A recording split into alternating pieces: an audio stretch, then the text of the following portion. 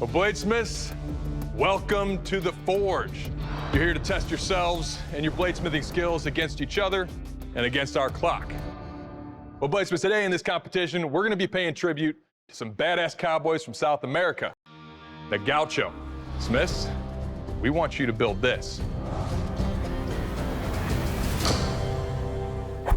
The Gaucho knife. Now, Smiths, to build this iconic knife, you're gonna need what is on your anvils under that cloth. So go ahead and remove it for me. What you see there is a bar of 1084 high carbon steel, and next to it, 2 bars of mild steel. We want you to build your gauchos using the San Mai technique. That is high carbon sandwiched in between 2 bars of mild steel. Your blade length, measured from tip to where the cutting edge ends, needs to be between 11 and 13 inches. And you need to have an integral bolster. Now, by the end of the first round, you have to have your blades quenched, hardened, and acidized. So guys, you have 3 hours on the clock. Good luck and saddle up, because your time starts now. I stack my steel like a sandwich. 1084 is the meat, the mild steel is the bread.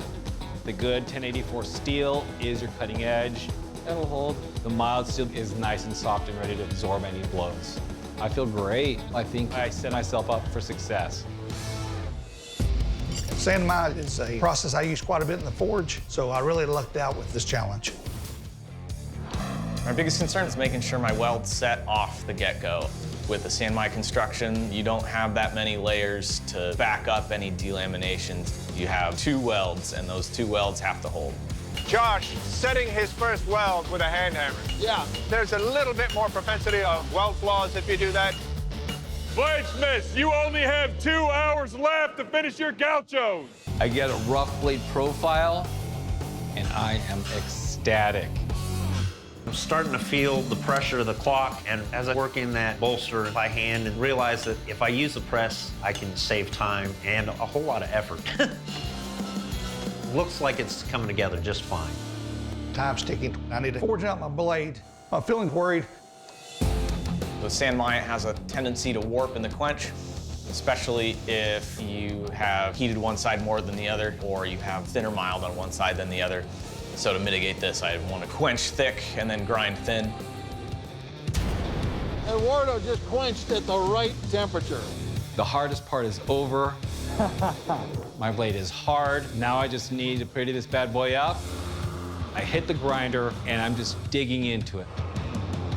I stop to check parameters. Something's going on. I'm short. I grind my blade under 11 inches. I no longer meet parameters. Bladesmiths, you have 30 minutes. Josh, you look at the profile he's got. The blade profile is pretty spot on. Jeez, that's hot. Everything looks like it's good, but it does have a little bit of a snake to it. But I really feel like it's still within grindability. I'm ready for quenching. Eduardo's in the oil, extremely hot. We might see some splitting going on. There we go. Nice color. Nice. All right, 4 quenched blades.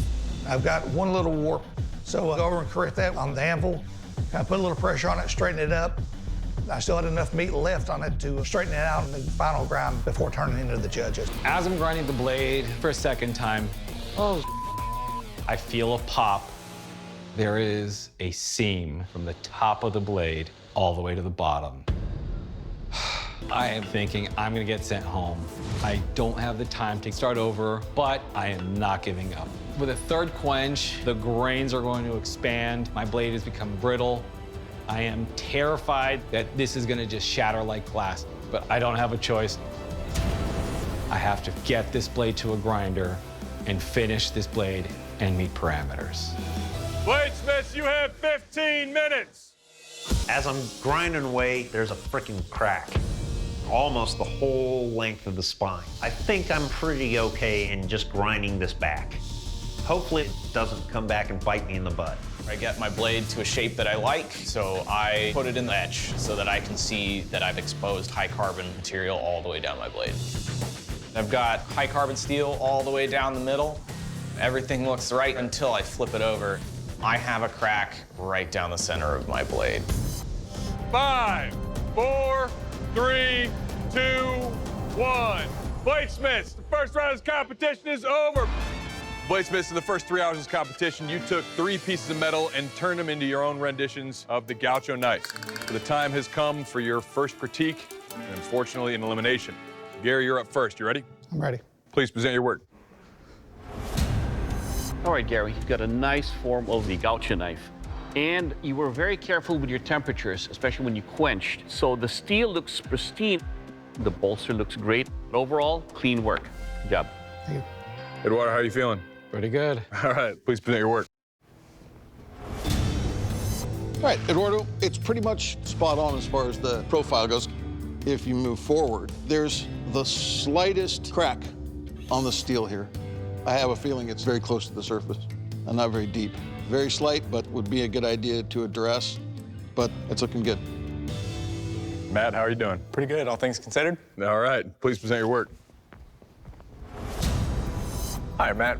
First thing I feel when I pick up your knife is that it's got a lot of mass left, a lot of grinding ahead of you if you move forward from here. Your forge welds look good, but the one thing, though, that is alarming to me is that there is a crack along the edge of your blade, deep enough and wide enough for me to get my fingernail deep in there. That's in a very critical spot, and it's quite deep, and it's right in the center. Josh, last but not least, you ready? Indeed. Please present your work. All right, Josh, after you quenched, you were able to identify a crack on your spine. You welded that in. In doing so, you opened up some cracks on the edge where it's really critical. The good thing is you were able to grind out most, and you have a strong edge here. Should you move forward, there's a lot of grinding right here to get it even. But Well, guys, in the first round of competition, you guys all turned in blades that met parameters, so you all have something to be proud of. But the judges had a decision to make, and the bladesmith that's not going to be moving forward this competition is Matt. Unfortunately, he didn't make the cut, and Dave Baker's going to tell you why. Matt, it really comes down to that crack being dead center on your edge, but splitting the actual steel right down the middle, there's really not an easy fix for that, and that's why we're letting you go. I understand.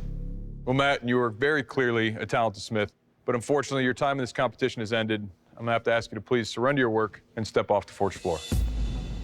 I did not see that crack until I etched again. Really good looking profile, Matt. Thanks, guys.